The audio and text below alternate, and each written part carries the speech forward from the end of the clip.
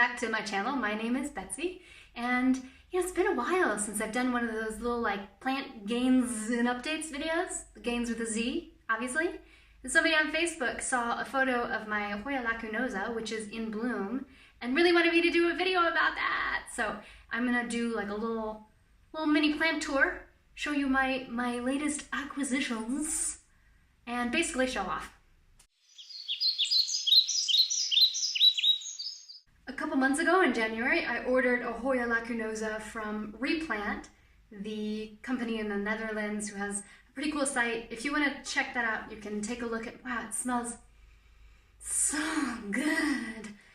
If you want to check that out, I have a video of the unboxing of this plant. My Hoya lacunosa is crazy in bloom. It's already bloomed once, but it only had like a couple. And right now it has about 12 pedicles hanging down and preparing to bloom. I'll show you some lovely close-ups of my marvelous Hoya lacunosa.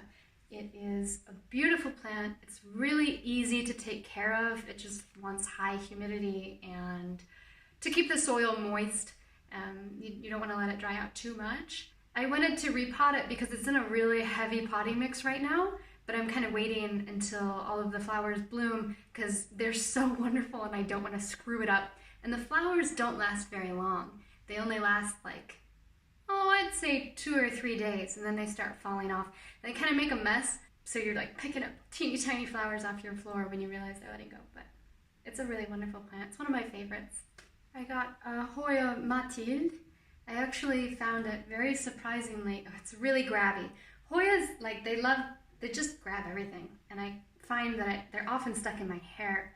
I found it at the local garden center, and that was a really big surprise because usually they just have really typical varieties. They always have Hoya Canosa rubra, or the pink princess. Pink princess? Is that what it's called? Hoya Canosa rubra.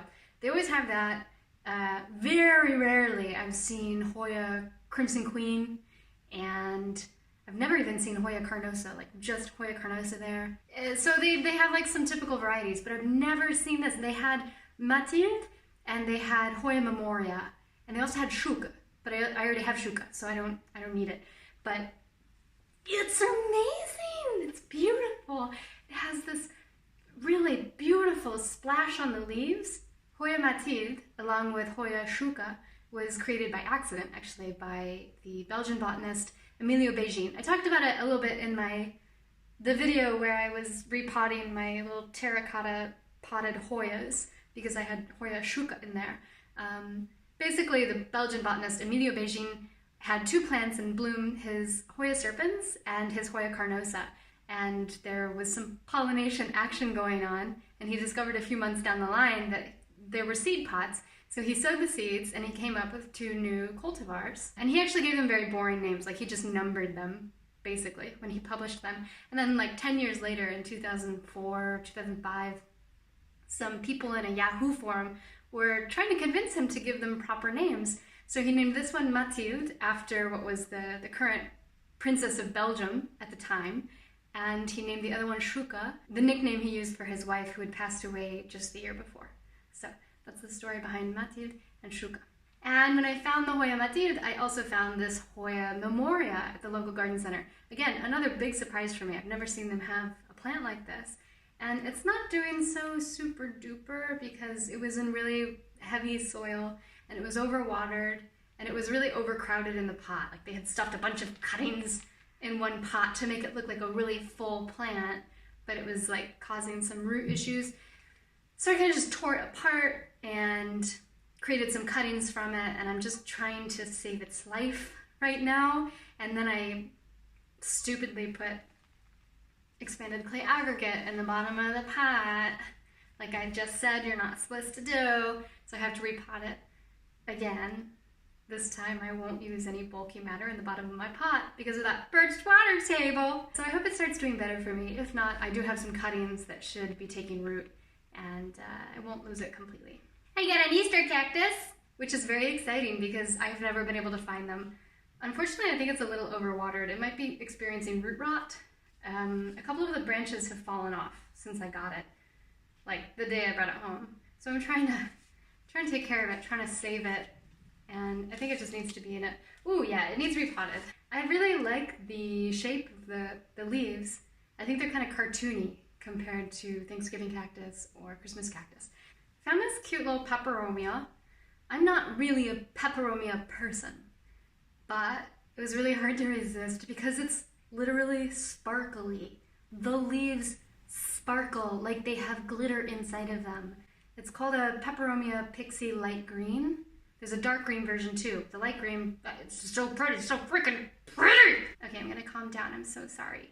It's just really cute and I couldn't resist. Like I said, I don't usually go for peperomia. I don't know why, I just feel like oftentimes the typical varieties that you find look kind of fake and plasticky. Like, they look like fake plants to me.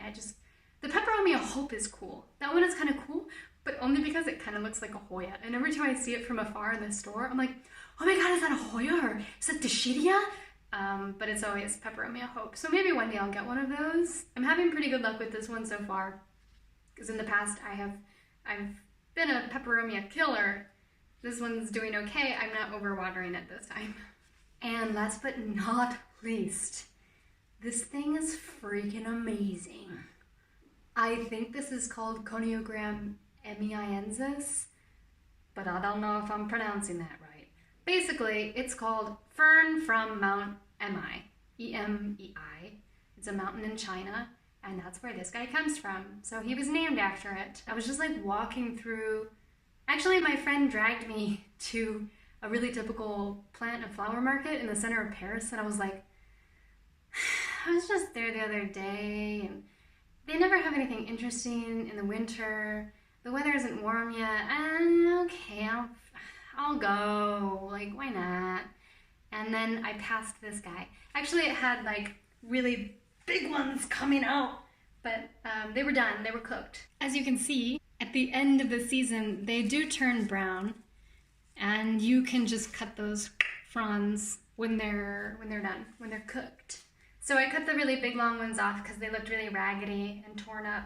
There's a really tiny baby fern frond coming in, and I'm really excited. The pot looks like it's really gigantic compared to the plant, but like I said, it did have some really big fronds. And like the root system, it's good for this pot. It just doesn't look like it since the only fronds coming out of it at the moment are really tiny ones. But I'm in love. I am in love. And I also read that this is a fern that doesn't require like extremely high humidity, which is why I don't have any ferns, because I killed all my ferns. So I'm hoping that this one will do well in my apartment, because it's usually around like 55% humidity. We'll see. Those are my newest and most bestest findings of the moment. One more thing. Jenna Marbles gave me a shout out in her most recent video, which was a plant tour video, which was fantastic. I really enjoyed watching it. The fun thing about that is that when I moved to Paris in 2011, I was all alone. I didn't have any friends. I didn't know anyone, and I didn't speak French, and I was really, really lonely. And I would sit in my tiny apartment in Paris, and I would just watch Jenna Marbles videos. And it made me feel, at that time, like I had a friend. If you are watching, Jenna, thank you. And I'm really glad that in some really small way, I can give back. Thank you for watching, and if you have any comments or questions, leave it down below. I'll get back to you. If you enjoyed this video, you want to see other houseplant related videos, check out my channel. You might find something you like. And feel free to subscribe. I put out one video every week. 3 this week. Okay, 4 if you count the one that I deleted. Thank you so much for watching. I hope you have a wonderful day, and I'll see you soon.